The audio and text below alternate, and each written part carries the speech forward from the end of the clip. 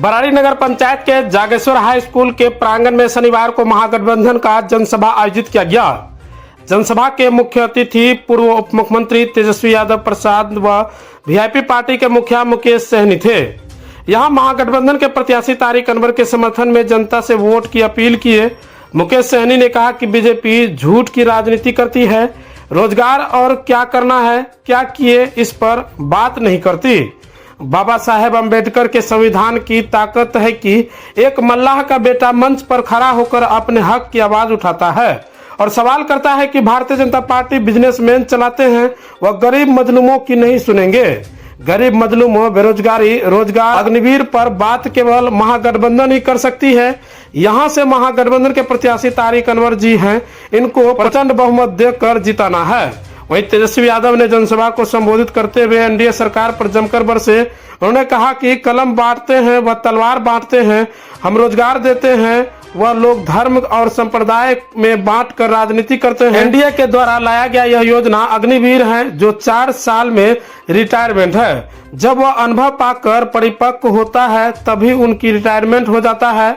यह कैसी नीति है? आप सभी को पता है कि हमारे कार्यकाल में दबाव बनाकर जातीय जनगणना कराए, 4 लाख युवाओं को रोजगार दिए। इतने साल से हमेशा नियोजित शिक्षक आंदोलन करते थे, हम उसे भी सरकारीकरण करने का मास्टर प्लान बनाए। अब कहाँ होता है आंदोलन? हम क्या करेंगे उसका बात करेंगे। अगर हमारी गठबंधन सरकार सत्ता में आती है तो हर वर्ष 2 करोड़ रोजगार मुहैया कराई जाएगी। अग्निवीर योजना खत्म करेंगे और जैसे ही पहले सैनिकों की भर्ती होती थी उसी प्रकार सभी सुविधाओं के साथ किया जाएगा। रक्षाबंधन में गरीब रेखा के नीचे बहनों को प्रतिवर्ष 1 लाख रुपए, स्वास्थ्य और शिक्षा में सुधार, गैस सिलेंडर 500 रुपए प्रति सिलेंडर मिलेगा। सहारी जी मंच पर उपस्थित कटिहार से महागठबंधन के कांग्रेस द्वारा प्रत्याशी हमारे तारिक साहब जी, मंच पर उपस्थित माले पार्टी के विधायक महबूब जी, मंच पर उपस्थित राम प्रकाश राठौर जी, जिला की राष्ट्रीय जनता दल के जिला अध्यक्ष प्रवीण जी, मंच पर उपस्थित लाखों जी, पूर्व विधायक स्वर्गीय बड़े भाई नीरज जी के धर्मपत्नी और उनके बेटे, यहाँ हमारे पूर्व प्रवक्ता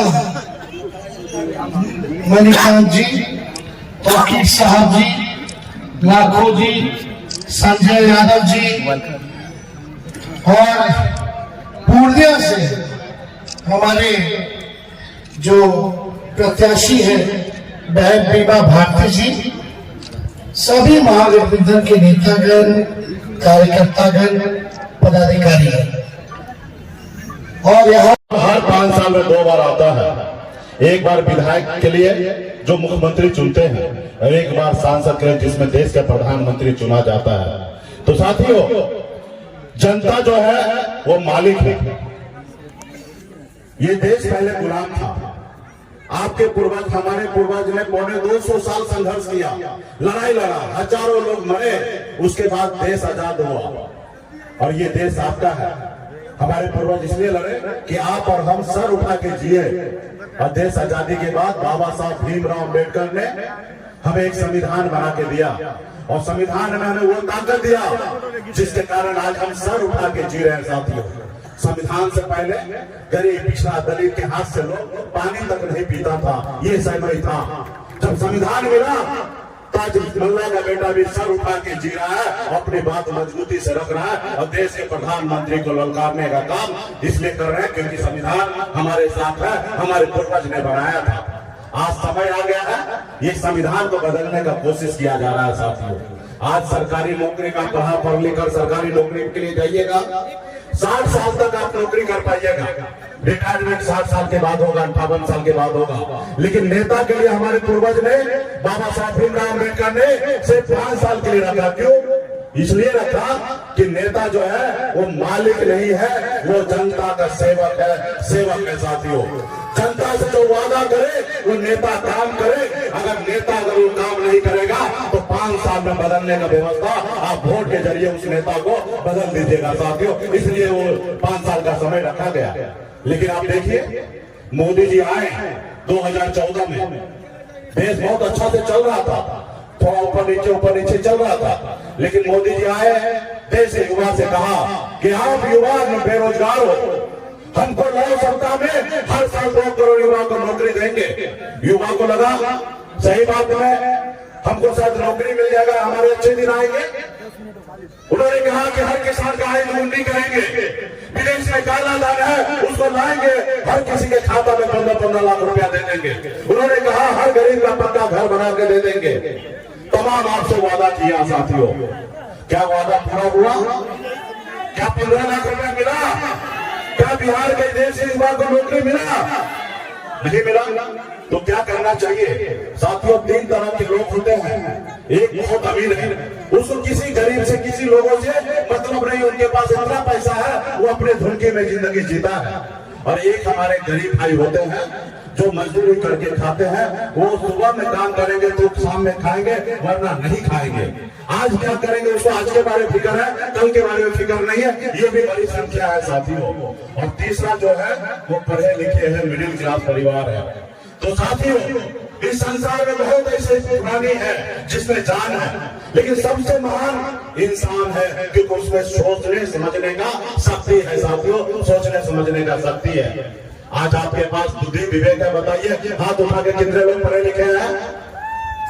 ये जवाबदेही जो है आपके पास है क्योंकि बुद्धि विवेक आपके पास है। आप सोचिए कि आज का सरकार क्या कर रहा है? आज का सरकार हिंदू मुसलमान में लड़ाई कराना चाहता है। आप बताइए, थाना पुलिस वाला अगर ये आपस में लड़ाई लगाने लगे तो कैसा हमारा देश चलेगा? सभी लोगों ने मिलकर देश को आजादी दिलाया और आज क्या कर रहा है सरकार? हिंदू मुसलमान में हम लोगों को लड़ाई लड़ा रहा, नफरत फैला रहा है। तो इसलिए साथियों आज आपको अधिकार नहीं दे रहा, मीठा मीठा बात करेगा, ये कर रहे वो कर रहे ऐसा कर रहे। अरे भाई देश कैसे आगे बढ़ेगा जब हमारा गांव आगे नहीं बढ़ रहा, हमारा पंचायत आगे नहीं बढ़ रहा, हमारा प्रखंड आगे नहीं बढ़ रहा, हमारा जिला आगे नहीं बढ़ रहा, हमारा प्रदेश आगे नहीं बढ़ रहा, तो देश कैसे आगे बढ़ेगा?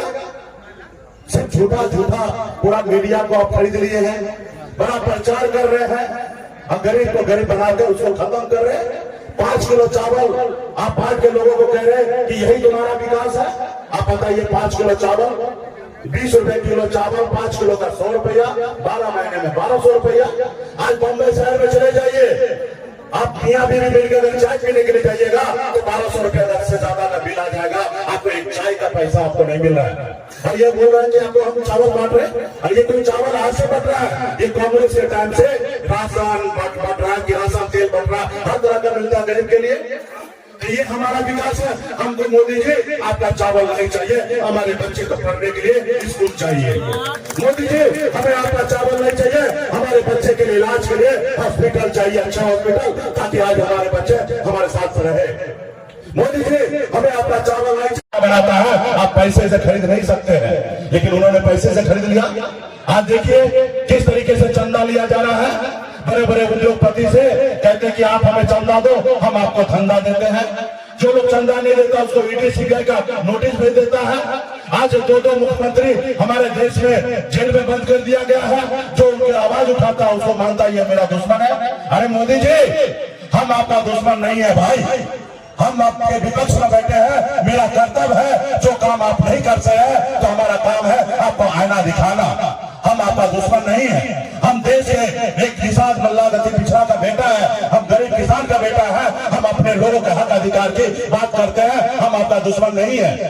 आप देश का प्रधानमंत्री बने हैं, 140 करोड़ देशवासी का आप माई बाप है, आपका फर्ज बनता है कि आपका कोई देश के नागरिक भूखा मर रहा है तो आपका फर्ज पड़ता है कि उसके खाना खिलाइए। लेकिन आप हमको दुश्मन मानिएगा, आप हमको खत्म करने पे लगिएगा, हमारे ऊपर केस डाल दीजिएगा, हमको कुछ करने नहीं दीजिएगा, तो एक लोकतंत्र कैसे रहेगा भाई? जनता मालिक कैसे रहेगा? अगर नेता का जुबान बंद हो जाए, हमारे जैसे लोग, तेजस्वी जी जैसे लोग, लालू प्रसाद यादव जी जैसे नेता को अगर जेल में डाल दिया जाए तो जनता का आवाज कौन उठाएगा भाई? हमें ना उठाएंगे। हमारा कर्तव्य है कि हम आपके हक अधिकार के लिए लड़ाई लड़े, हम सही बात आपको बोले, निर्णय तो आपको लेना है। तो इसलिए साथियों मजबूती से सोचिए, विचार कीजिए। और यहाँ पे हमारे इंडिया गठबंधन महागठबंधन के उम्मीदवार बड़े भाई तारिक साहब यहाँ का प्रत्याशी बने हैं। मजबूती से आप विचार कीजिए और हमारा तारिक भाई को मजबूती से नाम जिताइए।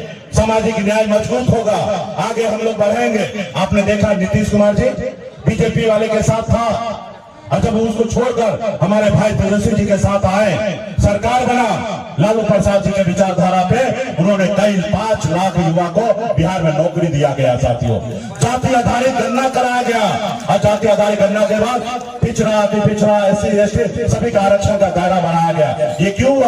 क्योंकि लालू प्रसाद जी का विचारधारा का सरकार था। साथियों लालू प्रसाद जी का विचारधारा का था, पहले भी था ना नीतीश जी का सरकार।